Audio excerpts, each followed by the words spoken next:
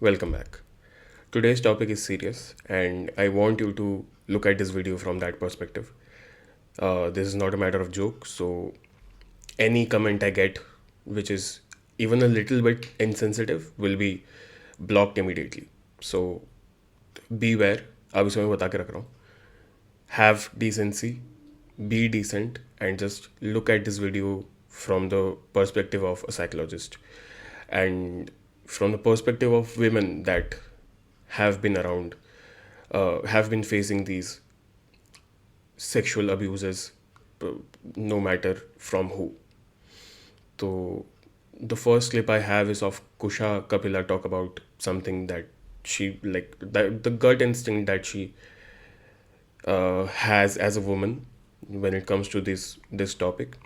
And the second one I found very interesting is from the Untriggered podcast, Urfi Aibiti, and one of the guys in the team was a psychologist, and he's sharing his point of view. He's sharing his perspective, and I found that very interesting. I found that like very insightful. So I just wanted to share that as well. So let's get into it.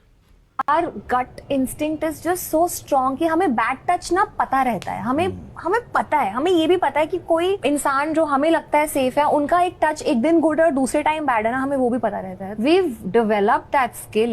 एक जरूर आपको एक बात बताऊंगी, हमारे ना responses बहुत delayed होते हैं. हमें ना अरसा लग जाता है ये समझने में हमारे साथ कुछ गलत हुआ था. और ये मैं हर तरीके से आपको ये बोल रही हूँ. बहुत बार आपको ऐसा बोला जाएगा कि आपने उस वक्त क्यों नहीं रिएक्ट किया.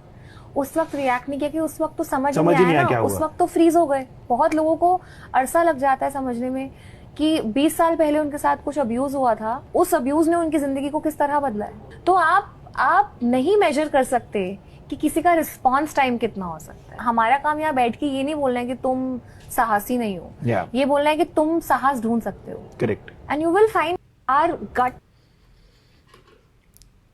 आई just want to extend to this point कि कभी कभार आपके साथ होता है ना कि I am talking in a very general perspective कि आपके साथ कोई बुरा कर रहा है, आपको पता है कोई आपका फ़ायदा उठा रहा है.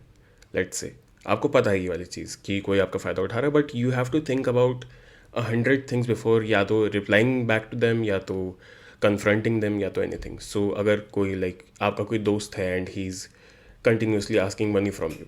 Let's say I'm giving just an example of how the freezing part works. वो आपसे कंटिन्यूसली पैसे मांगे जा रहा है और आप दे भी रहे हो, you are obliging to it, and but आपको अंडरलाइन ये चीज़ पता है कि you are getting used, but it takes a while for you to gather up the courage to confront that person or just to say कि मेरे पास या तो पैसे नहीं है या तो मेरे से और मत मांगा कर. A lot of thought process goes behind this confrontation कि क्या हमारी दोस्ती रहेगी, क्या ये मुझसे फिर कंटिन्यूस ऐसे ही बात करेगा जैसे ये मेरे से अब तक करता आ रहा है, क्या इसका फ़ायदा उठाना बंद हो जाएगा, क्या इसका कोई गलत इंटेंशन इसको समझ में आएगा, क्या इसको लगेगा कि मैं चीप हूँ. ये सारी चीज़ें आपके दिमाग में घूमती है in this situation. So when a bad touch, like she said, incidents happens with someone, the freezing part is because of the cognitive cycle that keeps turning around in your head ki if it's a family member, you start thinking कि family member है, क्या मुझे अपने माँ बाप को बताना चाहिए, उसका क्या रिजल्ट क्या होगा, उससे इफेक्ट क्या होगा, फैमिली डायनेमिक्स क्या रहेगी इसके बाद. ये सारी चीज़ें is the initial कि this is how the brain functions at that moment, and this is usually the first thought कि if I tell someone, what will they think about me, if I tell someone, what will they think about that person, if I tell someone, what will the dynamics be with that person from this point on. This is why the freezing happens, also out of just pure not understanding how to react. It's very common. It's not like जैसा she said, it's not that the person is not brave. It's just that it's a feeling that you do not wish to address ever in your life. You do not wish to think about a family member's death.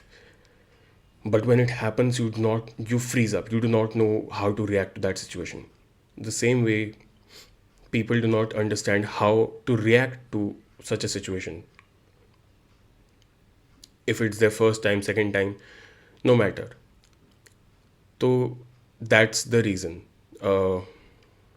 ये वाली चीज़ तो ये हो गई. दूसरी चीज़ हो गई the gut instinct वाली बात. हाँ, women have that gut instinct कि उन्हें पता रहता है कि a touch can be good in a way and it can be bad in a slightly different way, and the intention gets very clear to them. Even us men usually talk to our significant other partners as well. हमारी बहन हो, किसी के साथ भी हो, if we have that conversation, we usually say कि हमें पता है कि जिसके साथ तू बात कर रही है या फिर जो बंदा तेरी ज़िंदगी में है उसका इंटेंशन सही नहीं है. We have that instinct ki we understand that the guys someone is talking to, it can be a friend, they do not have the right intention, because we have grown up with other men and we know how men function.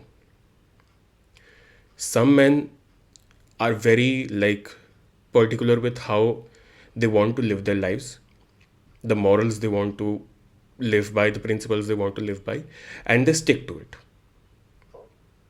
But others don't. The general male population don't. So it's very clear when a guy says कि किसी और लड़के का intention सही नहीं है, and it can just be a gut feeling, and you know that he may be right because it's a general issue. एक और the second perspective, let's address that as well. ये वाला. There is no education in society about psychopathy, narcissism, Machiavellianism, and sadism. These are... I got The first one. first two I got. Yeah. So most of the crimes that are committed in general, most of the aggressive crimes that are committed by a very low number of the population. It's usually between 1% to 3% of the population which commit most of the crimes that happen. They're repeat offenders and they're these kind of people. And these are usually people with one of these disorders. They're either psychopaths, narcissists, sadists, or Machiavellian. What does that mean? So I'll tell you. So a narcissist is someone who wants unearned social status. So they have this complex within themselves which makes them think like they are grander than the things that they have actually achieved. So this will cause them to put themselves above other people, justify their actions with that way. Sadism is taking pleasure in the harm of other people. Yeah. Machiavellianism means that you are likely to manipulate people into getting what you want.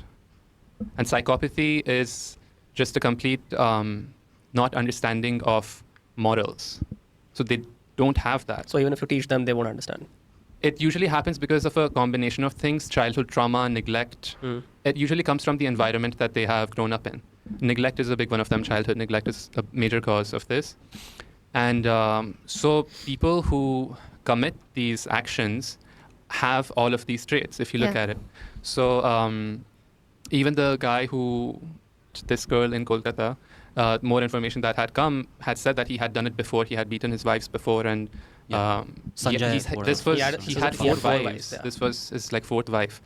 Narcissist. So one of the major ways to prevent all of this from happening is the identification of traits when it comes to these people. But a very common thing that happens in society is people don't even think that evil is a real thing.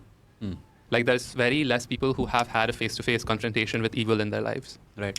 So people just don't think that it's a real thing. They don't tell their children about it. No one knows how to spot it. And the thing is, it's very tricky. And this whole psychopathy thing, 1% to 3% of the population of any creatures are parasites. I agree. And psychopaths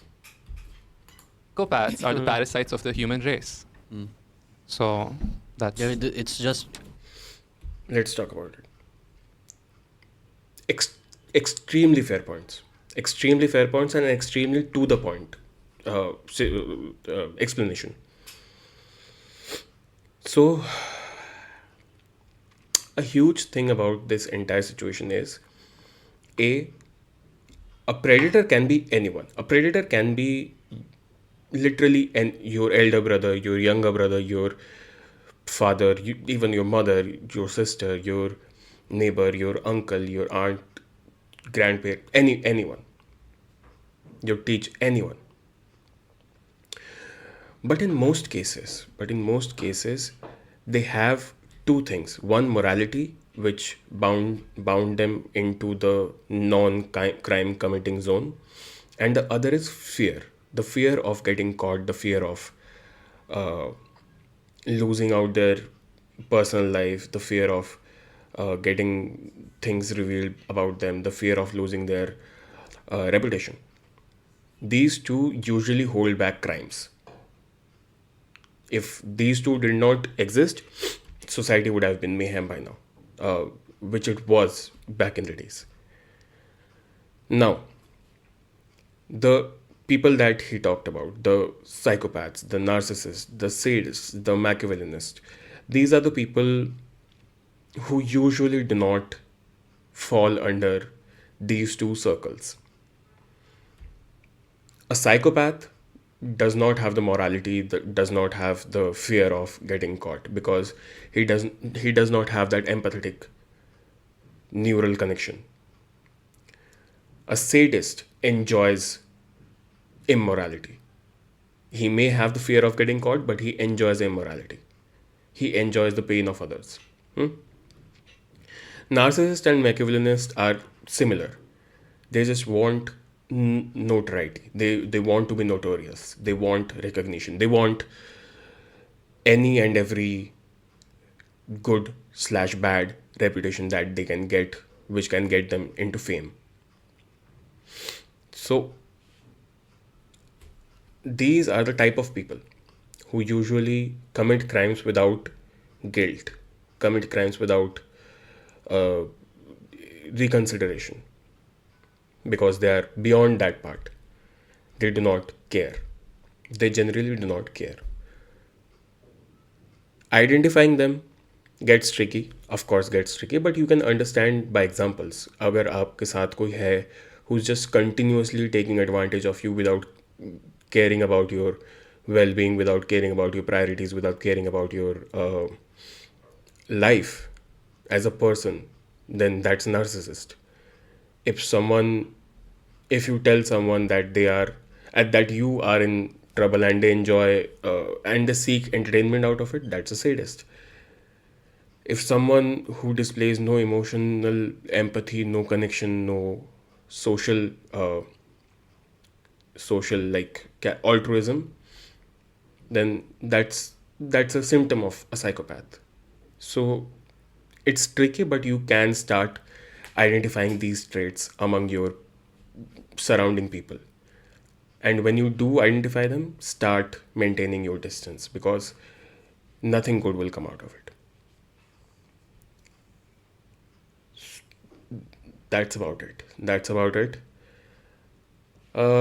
Crimes cannot be stopped unless there's capital punishment, and the capital punishment exceeds morality, where you do not continue thinking about how he may not be a criminal, how it's his constitutional right to be alive. When you move beyond these things and you understand that that person has costed someone else's life, has costed someone else's living, then you will start understanding that the guy who you are defending by law is, as said by him, a parasite. And parasites should not exist in society. That's about it. Bye.